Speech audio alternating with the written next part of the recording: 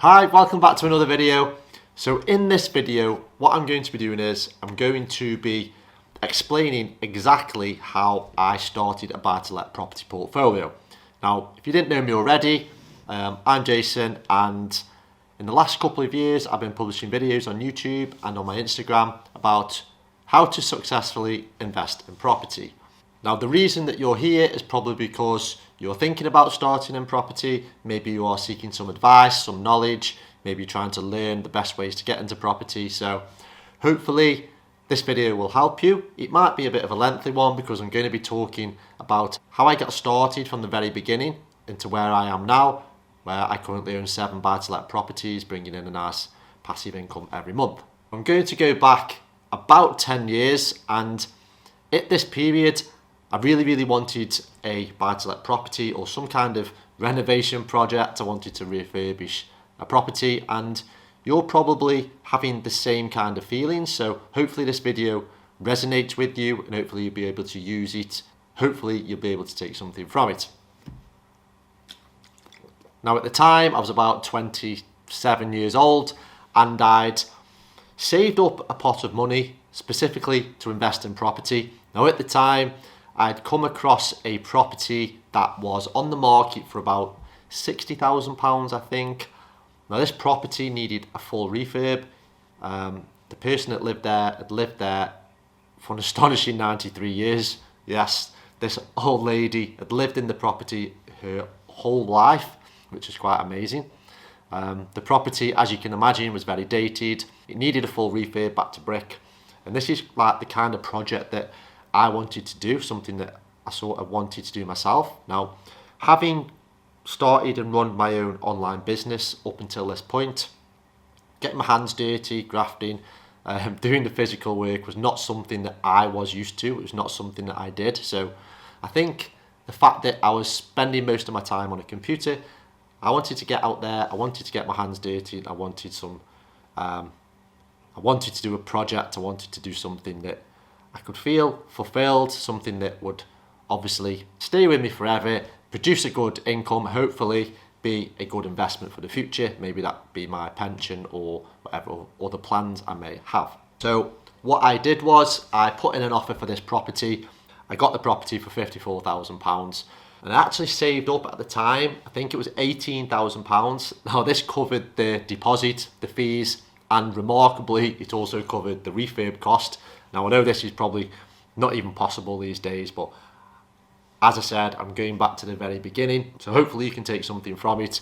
I want to share everything. So at the time, this was a pretty good deal. Not a lot of people were doing it, well, not as many people as what do it today. At the time, there was no like YouTube videos like this. There was no people giving education. So I had to sort of learn the hard way. So what I did was I sort of went at it, not blindly, but without any knowledge, without any experience. I did buy books at the time, talking about property investment and buy-to-let and things like that. But that was about all that I had. I didn't really understand return on investment. I didn't know what the rental yield would be on this property. I didn't really know anything, to be honest. I just went into this project knowing that all I wanted to do was buy a property, renovate it, and then keep hold of that property as a rental. So once everything had gone through and I got the keys to the property, I then spent the next 3 months completely renovating, refurbishing this property. Now, because my funds were very low, I was on a very tight budget, I ended up doing most of the work myself. Obviously, this was a big learning curve also.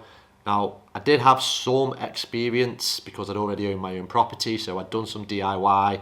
I'd also worked with my dad, who was a builder, when I was younger. So I did pick up a few things, but nothing quite prepares you for doing a big project like this on your own. So I did go into it quite naively. I went into it not really knowing much. I was obviously going to be making mistakes, which I did. Some of them costly, some of them has proven to be good experience. It's helped me go forward with my next properties. So it's not all bad, it's not all good. Now, as I said, it took me 3 months to fully refurbish this property, and when I did, I then got a tenant in. It was a really nice young couple. They were actually really, really young at the time, and a lot of landlords wouldn't give them the opportunity. They wouldn't give them a chance because of their age. So I was quite naive, I was quite new. I met up with them, they seemed nice enough, so I offered them the chance to rent the property. Now, they were in the property for a few years, they were happy, they were paying their rent. Then, due to some unforeseen circumstances, I'm not sure what they were, those tenants moved out. So then I was in the first position where I'd actually lost my tenants and I needed to go find some more. Now, luckily, I was using a very good letting agent who quickly found me new tenants. And this went on for a few years. I was quite happy with my one buy-to-let rental. I thought it would be a good investment for the future. It was also bringing me in a nice cash flow. Yeah, and this just went on and on for like 5, 6, 7 years. And then I think it was pre-pandemic, about 2019, that I decided to start to scale my portfolio. I wanted to build a portfolio of properties because not only could I see that my property was bringing in a good monthly income, there's something else that I wanted, and that was peace of mind. Now, you may be wondering, why would buying a number of properties give you peace of mind? Well, a property is an asset, and an asset that brings you in consistent monthly income every month, every year, for the rest of your life, does give you this sense of achievement. It gives you peace of mind in the fact that if your normal source of income was to fail or reduce or whatever, you always had the rental income to fall back on. And luckily, over the number of years that I owned my first buy-to-let, I hadn't spent any of the profits. I just let them pile up in my bank account. So I was in a position where I had the funds ready to go and buy another property. So what I did was, went on to Rightmove. I searched properties within a couple of miles of where I live. A few popped up, and actually the property that I purchased was literally a few hundred yards down the road from where I live. It was a 2-bedroom terraced house. Didn't really need much doing to it, not like the first one. It wasn't a BRRR, it didn't need refurbishment. It basically just needed a lick of paint. Now, at the time, before the property boom all kicked off, we were in a situation where you could actually negotiate the price of property down. Now, we are sort of back at that level now where you can negotiate property.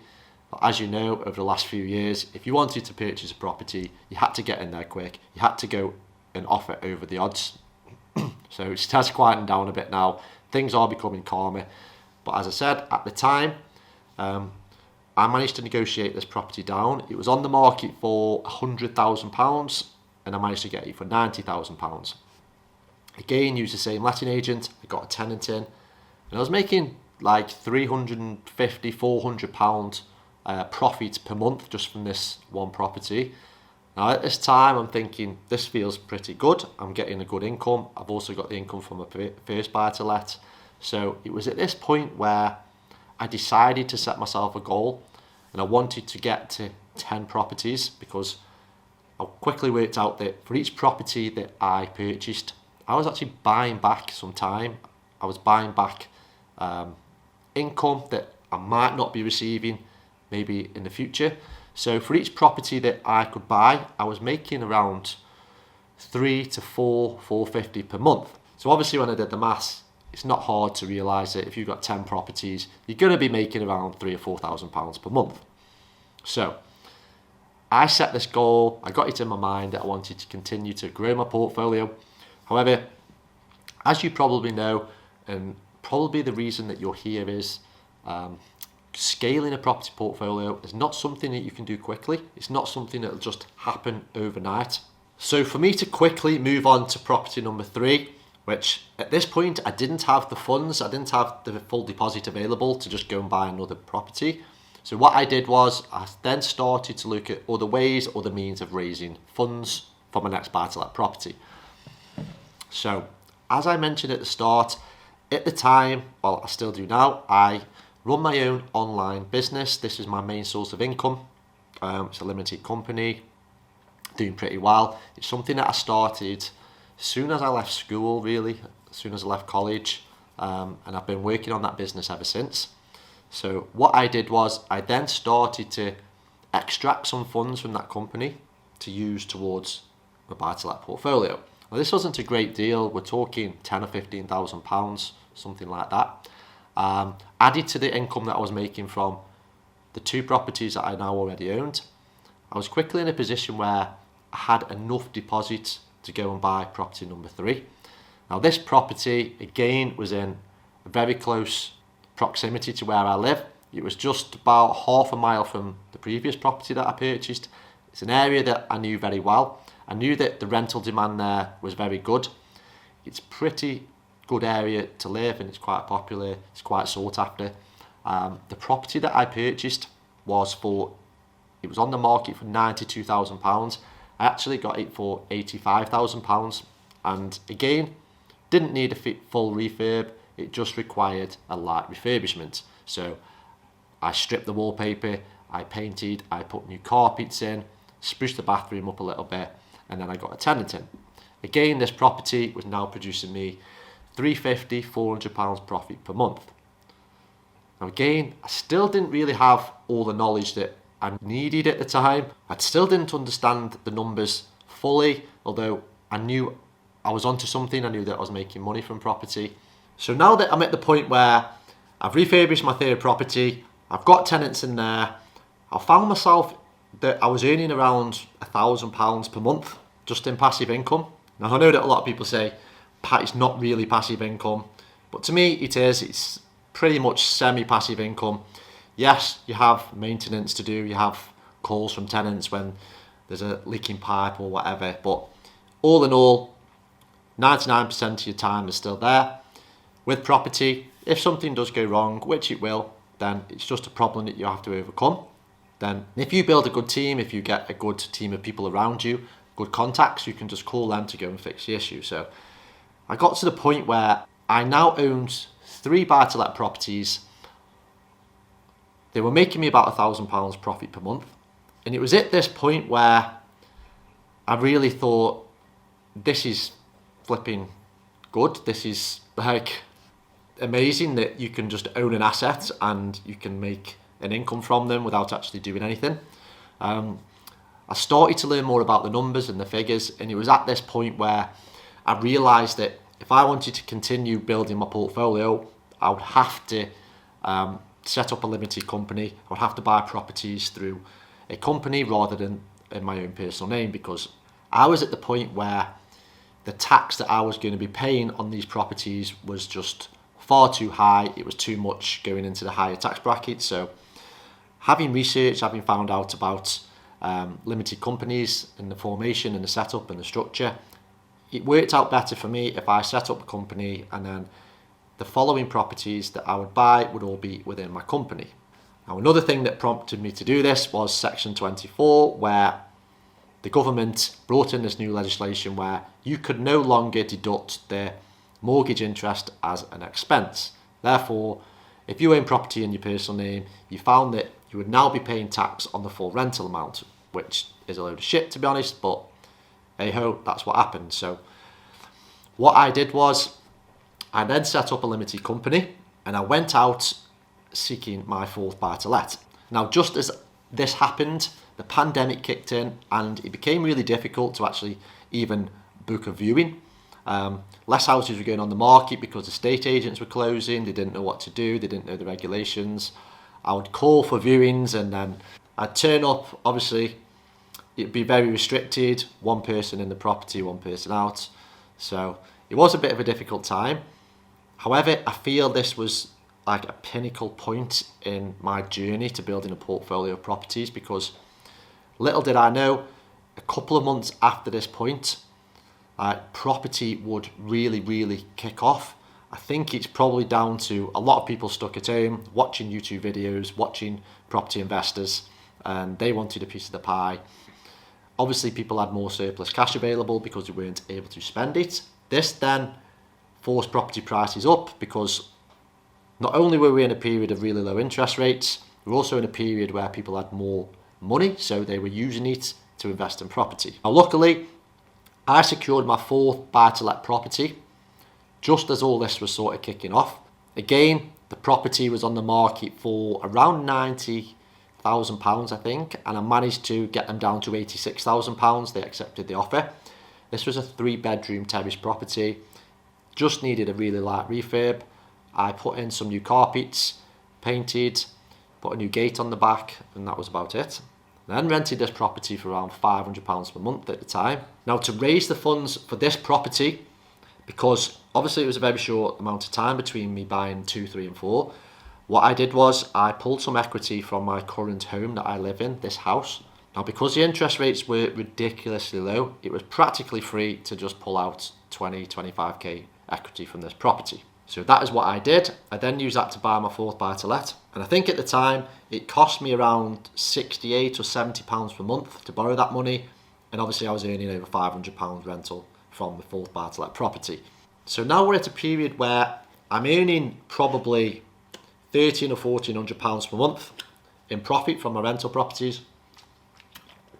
But now I hit sort of not a wall, but a bit of a stumbling block, because a lot of people were now starting to get into property. A lot of people were doing this. I found that instead of ringing for a property and negotiating the price down, I was ringing to view a property, and so were like 20, 30 other people.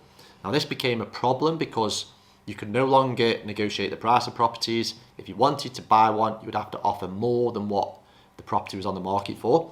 So property 5, 6 and 7 were the most difficult for me, simply because of the timing and that everybody else was doing it. I found myself having to call the estate agents on the day or the day after a property went on the market, and then what I would do is I would offer more than what the property was listed for.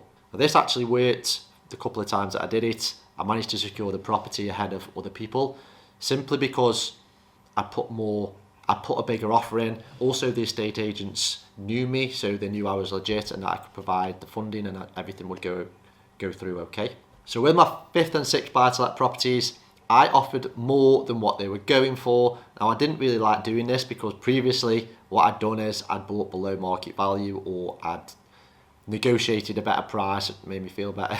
Whereas now I was paying more than what they were asking for. But luckily, interest rates were still really low. So now that I had 6 properties, coming to the time where rates were starting to creep up, so the mortgage payments were going to go up, but buy-to-let was still very, very viable. Now, I came across a property, you've probably seen it on my Instagram and on my other YouTube videos, my 7th buy-to-let. I purchased this property for £100,000.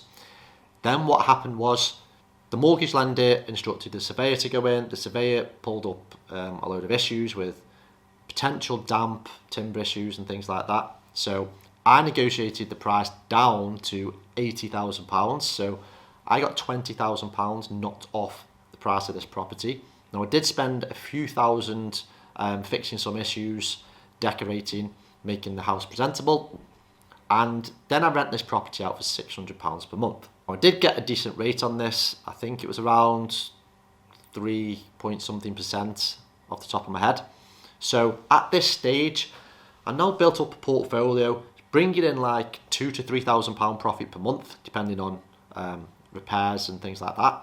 And before I knew it, I'd actually scaled my portfolio from 1 property to 7 within a 4-year period. And this is just by using different methods, saving the profits from previous properties and reinvesting them, pulling equity from my property, pulling funds from my business, and just putting all this together and just letting it happen. One of the most important things that I've learned from property investing, and hopefully you'll take something from this if you are thinking of starting or you're scaling a portfolio, is try not to overthink, try not to think of the consequences.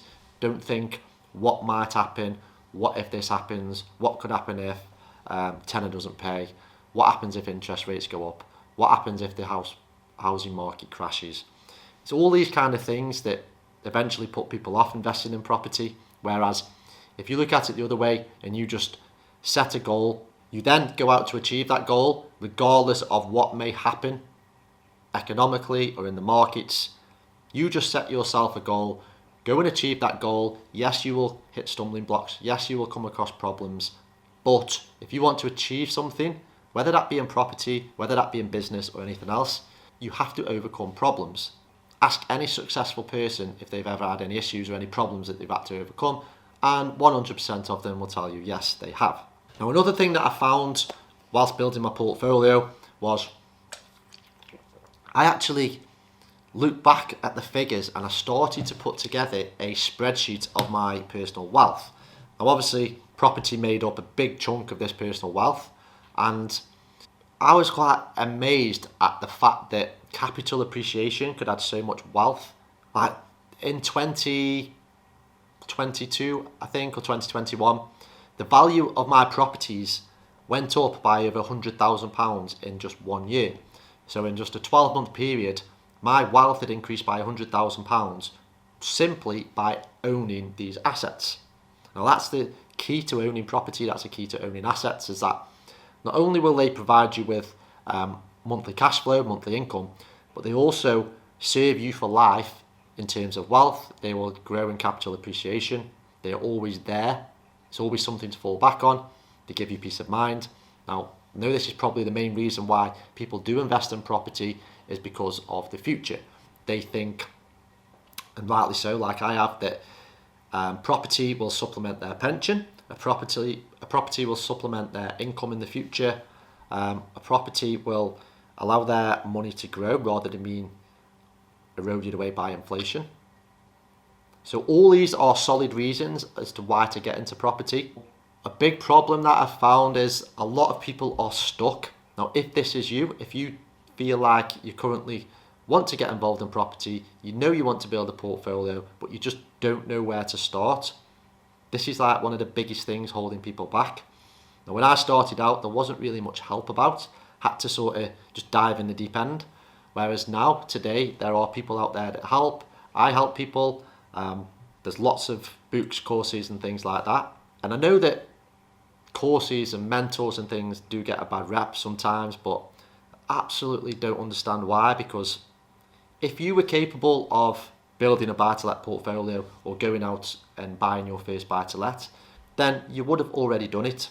You wouldn't be sitting here watching this video now if you weren't seeking some knowledge, seeking some advice. And if I had the opportunity when I was younger to have a property mentor to just guide me through the whole process of buying a buy-to-let and scaling and building a portfolio, I would absolutely snap the hand off. So if you're in a position where you want to get started with buy-to-let, you want to be a property investor and build a portfolio, whether that to be giving you a monthly income to supplement your current income, maybe to give you a better life, give you more holidays, maybe to build your wealth for the future so that you can retire early.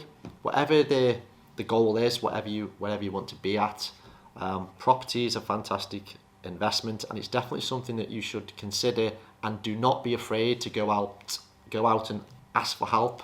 Learn from people that have done what you want to do. Learn from people who are where you would like to be. Now, if you do think you would like my help, I've worked with a number of clients, helping them to build portfolios. What I've done is I put a link in the description below. Feel free, go and click the link, watch the video to see if I am able to help you. And if I am, you can go ahead and book a call with me.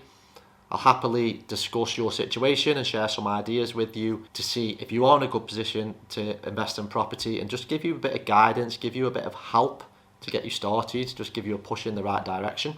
Then if you feel like you need more guidance, I do offer one-on-one mentoring. Again, this is something that takes up a lot of my time. It's something that I'm passionate about. I love helping people to build property portfolios. I love helping people to get started in property. Obviously, this does come with a fee. It's not for everybody. But if it is something that you are considering, if it's something that you think you will benefit from, then go ahead, drop me a message, watch the video in the description, click the book call button. We'll schedule a call and we can have a chat about your situation.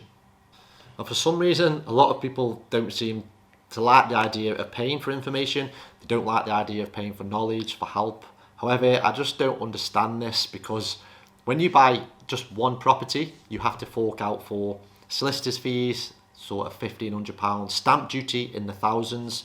You have to pay your mortgage broker a big fee. You have to pay for insurance. You have to pay for letting agents. So I really don't see the reason why people would avoid paying for guidance, avoid paying for knowledge, because that's probably the most important thing that they can invest in. is their education. Why would you want to go into something feeling afraid, feeling scared, but then not want to pay somebody to take away all that doubt, to take away all the uncertainties that come with doing something new like property investing or investing a lot of money into something? So have a think about it, consider your options. Like I say, you don't have to use me. There are lots and lots of people out there. There's lots and lots of information. Go and absorb it. Set out a plan. Go and seek help. Then once you have done this, the most important thing you can do is take action. If you don't take action, then you'll never get anywhere. Now, I'm glad that I took action all those years ago with my first property. If I hadn't done that, I could well be sitting here with 0 properties and have nothing to talk about. I wouldn't be making YouTube videos. I wouldn't have my Instagram. Things wouldn't have progressed from there. So taking action, taking one small step leads to bigger steps, leads to bigger things. So hope you enjoyed this video. Not sure how long it's been going on for, probably too long. If you did like this kind of style, this kind of format of the video, please let me know in the comments below. If you want some help, reach out to me. And if you like the video, please hit the like button, as that will greatly help. I'm Jason, and I'll catch you soon.